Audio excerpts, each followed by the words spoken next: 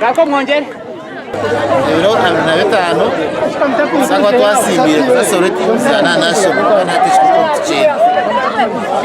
Ureba mwaka kwahwiraho nyuma karagera mu round 16 but by now ati ni mango chikuti kireta munonga abo kuba they have helped learners to develop their talents.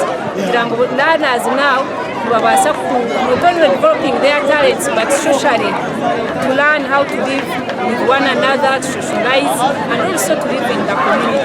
So really we appreciate so much for even the government for giving us funds. Talents z'abana zigenda have inclusive.